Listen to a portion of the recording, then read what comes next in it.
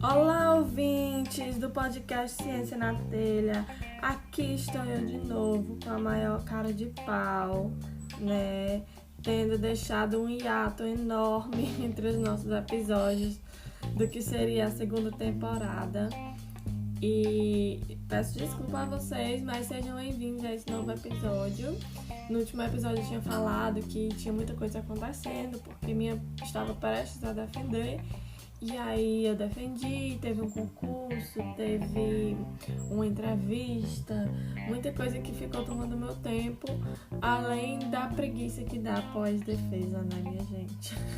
Eu merecia ter preguiça, mas essa era uma prioridade pra mim, foi uma coisa, e é uma coisa que me faz muito bem quando eu gravo, então eu vou fazer de tudo pra eu voltar com a frequência que estava tendo, tá? Me desculpem, mas sejam bem-vindos de volta ao nosso podcast. Se você tem alguma sugestão, algum feedback, eu gostaria de participar do episódio falando um pouco sobre sua pesquisa, eu acho que pode contribuir, fala comigo.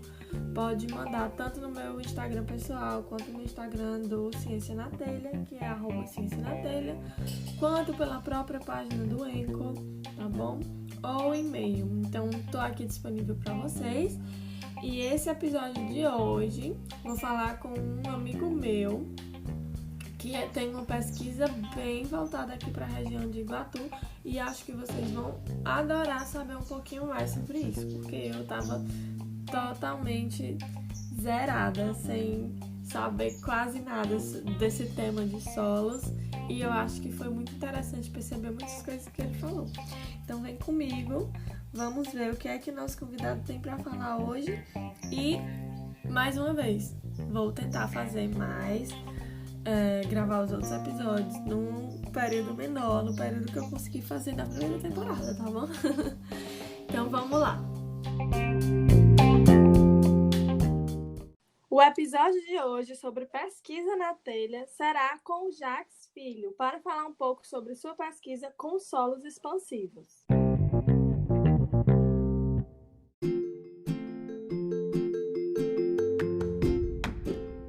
Jacques Carvalho Ribeiro Filho é natural de Monsenhor Tabosa, no Ceará, filho de Jaca Persa e Ludovina.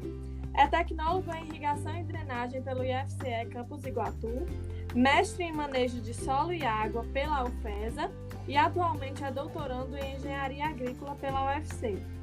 Tem estágio na Imatese, empresa de assistência técnica em extensão rural, e atualmente é aprovado em concurso público para trabalhar na mesma empresa. Ele também é muito fã de Dragon Ball Z. Seja bem-vindo ao nosso podcast, Jacques. Prazer mesmo de estar aqui.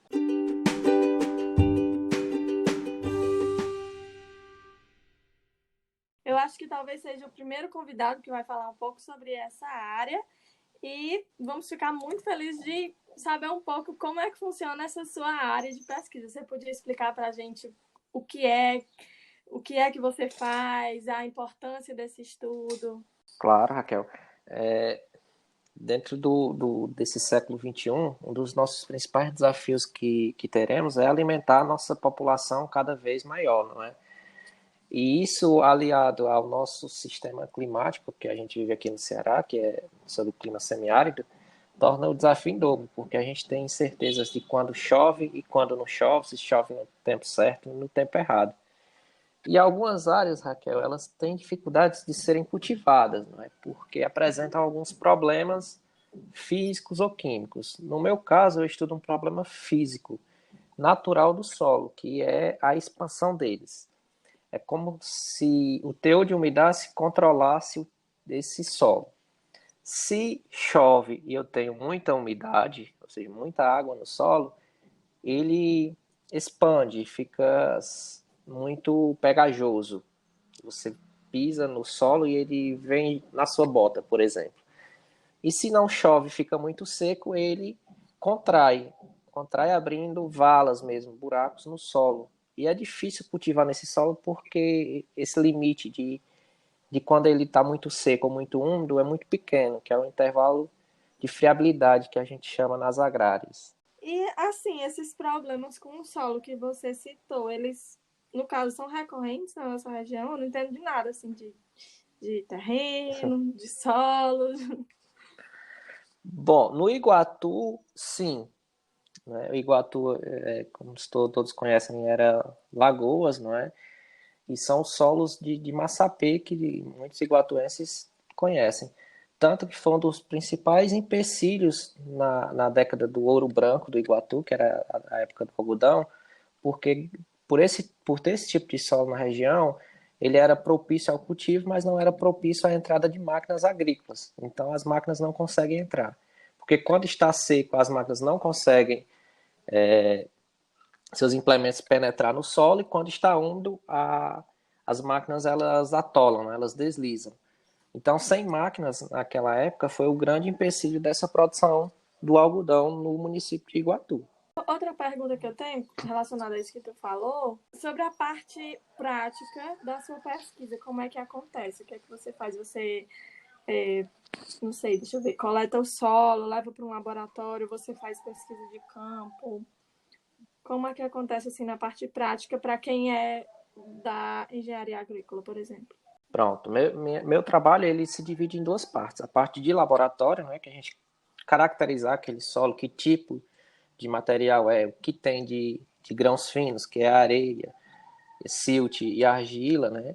E o que tem de químico ali, sódio, matéria orgânica, carbono, nitrogênio, e a parte de campo, que é acompanhar o desenvolvimento dessas fendas no campo, além da própria umidade, né? A gente monitora através de imagens, no meu caso, mas com acompanhamento presencial. Todos os dias eu estava no campo, olhando se elas cresciam, se elas diminuíam e tirando essas medidas. A que profundidade chegaram, todos esses detalhes a gente acompanhou durante um ano aí no IFCE de Iguatu, num solo que tinha pastagem nele. Como é que as tuas outras experiências, elas influenciaram essa pesquisa atual? Que no caso tu citou, né, que tem um estágio com a Emates, que também eu acho que é interessante que tu fez um mestrado em uma outra universidade, então eu acho que também ajuda a diversificar um pouco a pesquisa. Como é que tu acha que essas outras experiências elas influenciam ou ajudam nessa pesquisa atual que tu faz? Raquel, é bem interessante porque a maior experiência que eu tive foi dentro de casa, né? Eu sou filho de agricultores, meu pai e minha mãe são agricultores, e conhecer o campo a fundo e ver eles fazendo aquilo todos os dias, eles não sabem como ocorre, mas sabem que ocorre. Eles sabem que se chover vai ter que plantar quando chove, mas não sabem o porquê, né? Então, entrar nas agrárias e ter o conhecimento científico dessa parte, entender como é que funciona, foi gratificante, porque aí eu conseguia entender o que meu pai fazia, mas toda a ciência que se tinha. E aí participar do curso de irrigação no IFCE proporcionou esse conhecimento científico, né?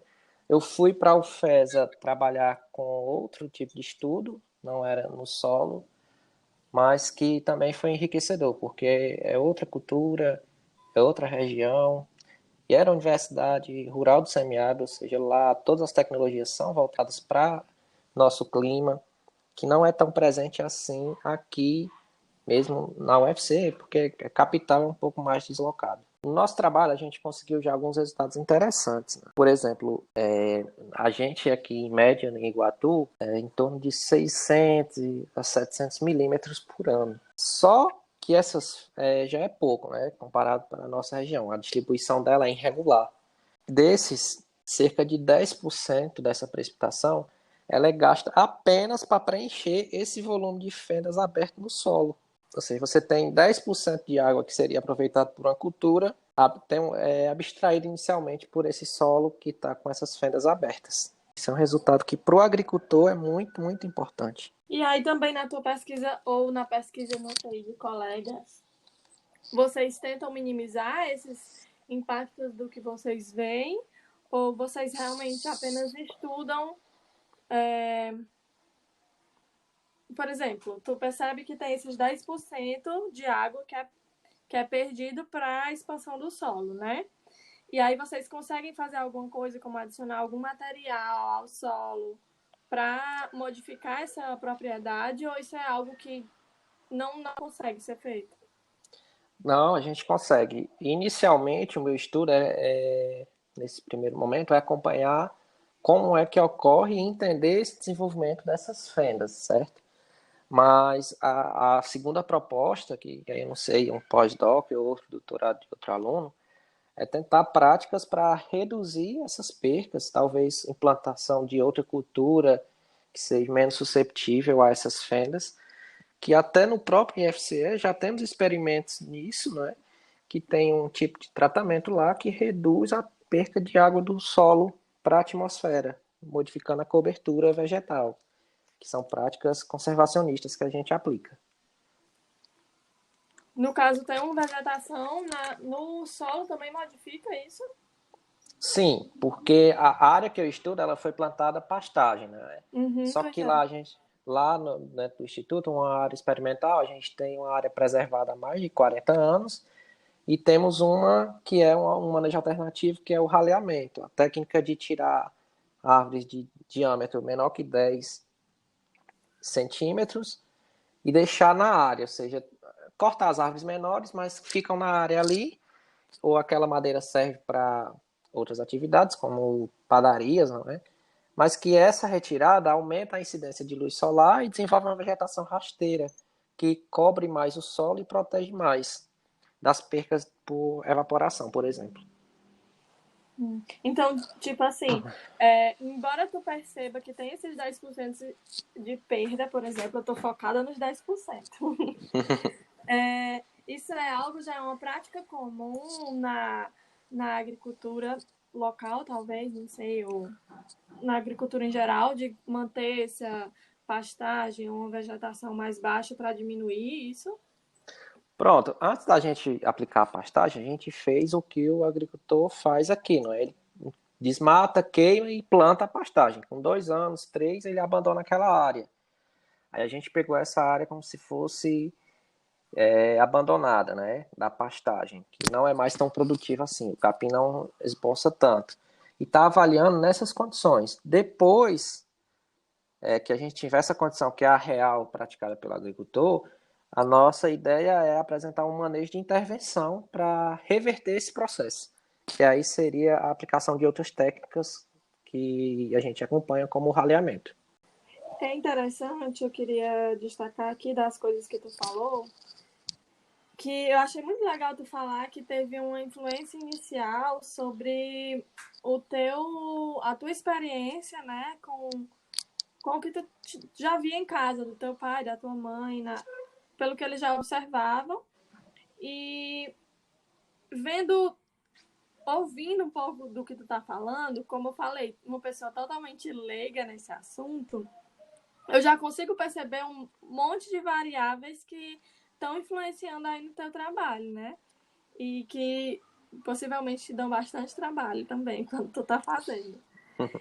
E eu queria saber quais são as perspectivas dessa pesquisa ou de pesquisas do grupo, já que tu citou, né, que esses experimentos, essas observações têm sido feitas aqui no IFCE.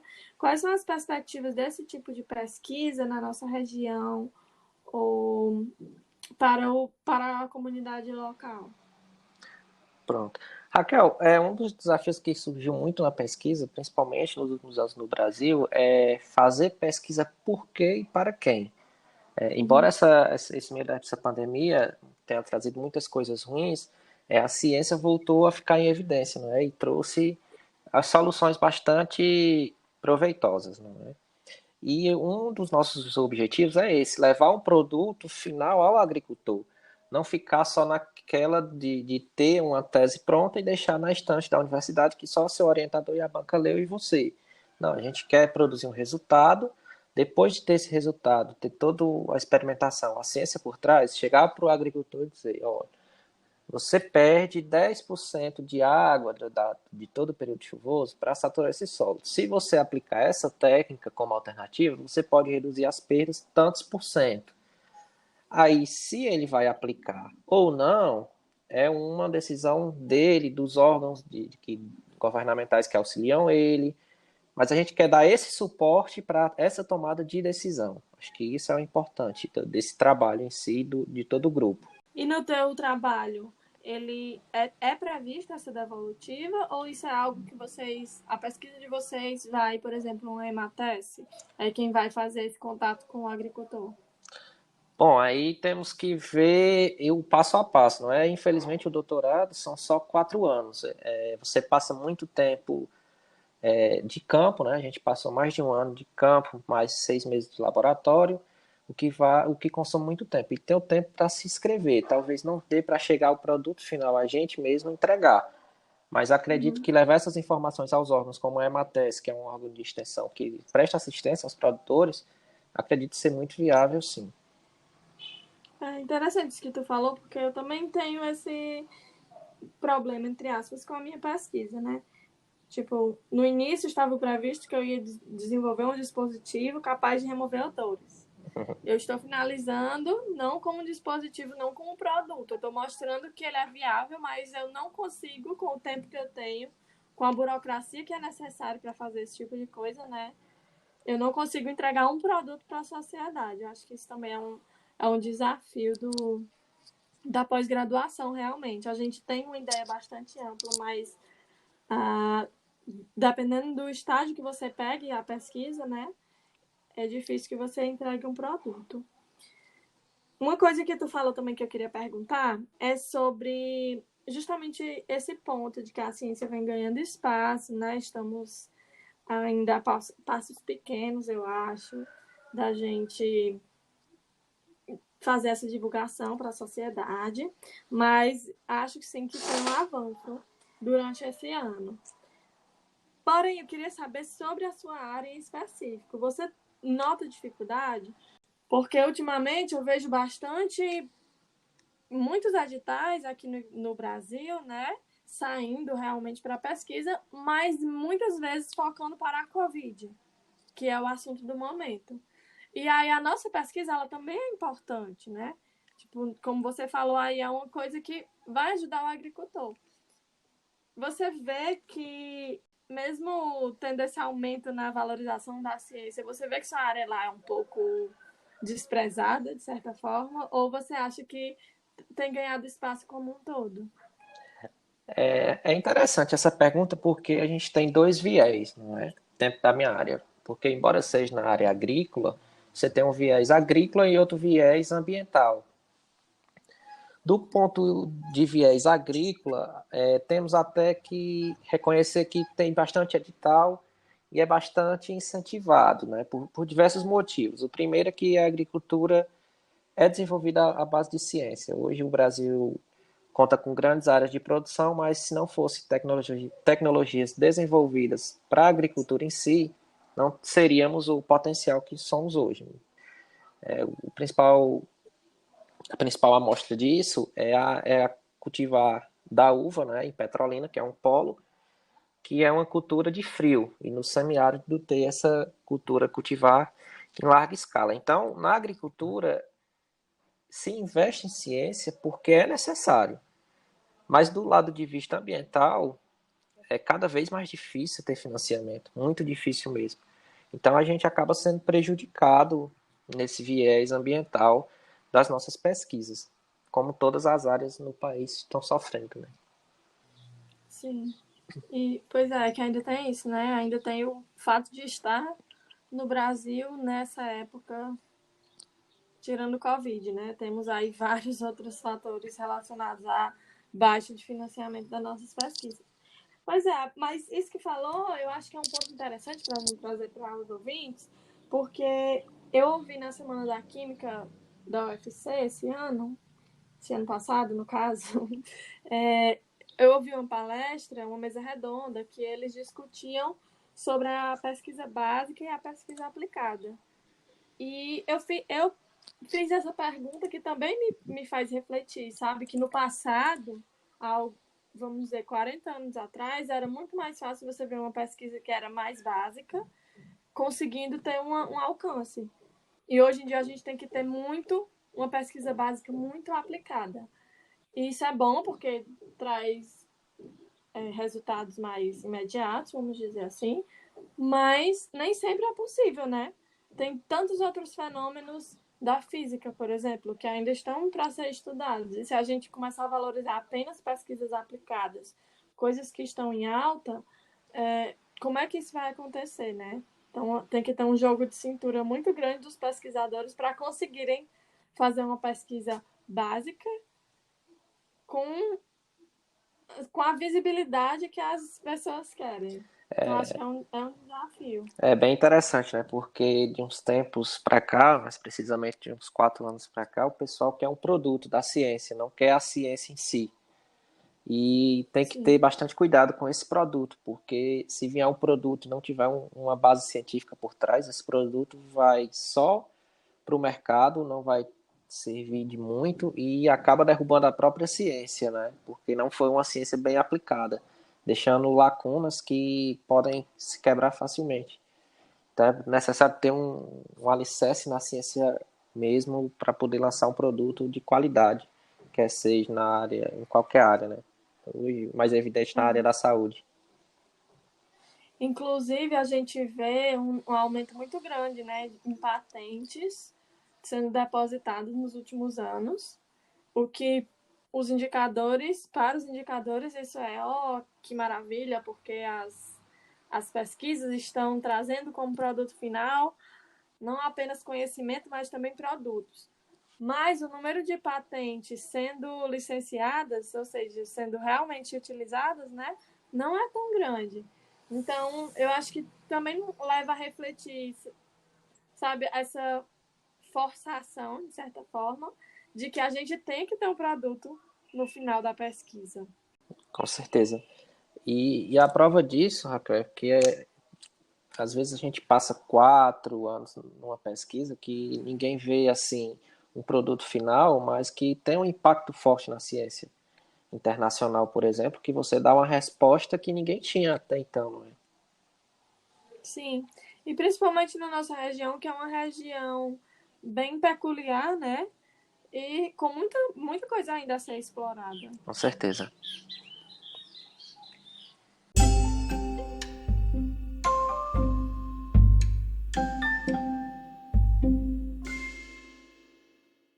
Para a gente chegar ao final do nosso episódio, eu gostaria de fazer duas perguntas.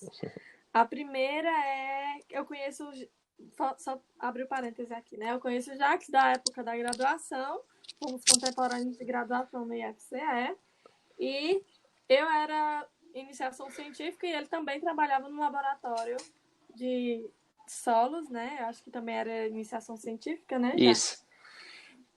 Então, assim, com esse todo tempo de pesquisa que você tem, desde a sua graduação até hoje, você gosta? Qual o seu sentimento em relação à pesquisa? Você escolheria de novo se pudesse voltar para a graduação ou teria seguido um outro rumo?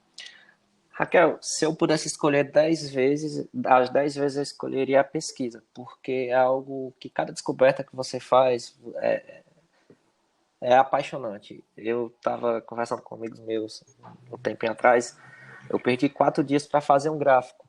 E quando o gráfico ficou pronto, que eu olhei assim, cara, é meu filho.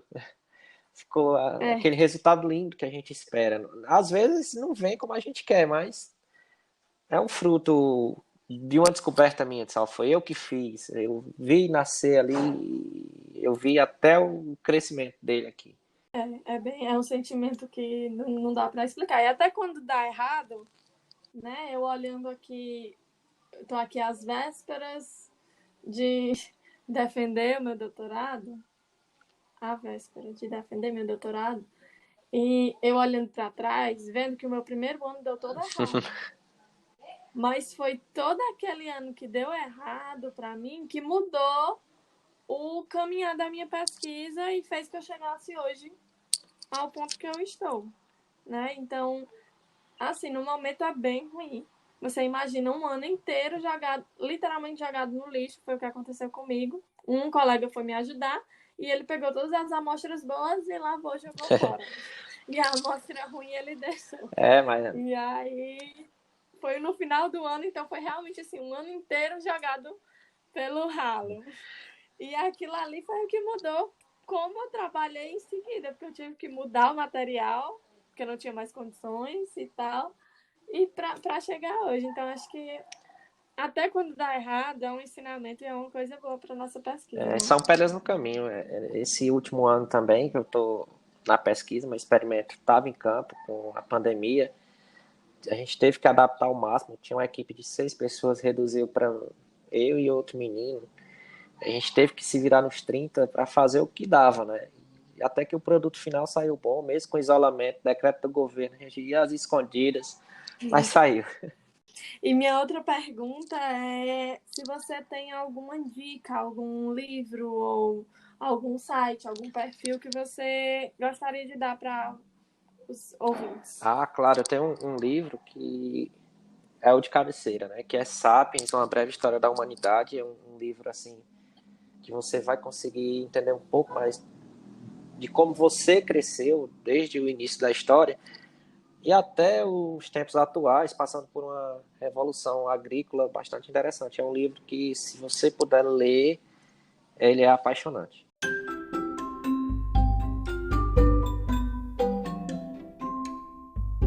É isso, chegamos ao final do nosso episódio.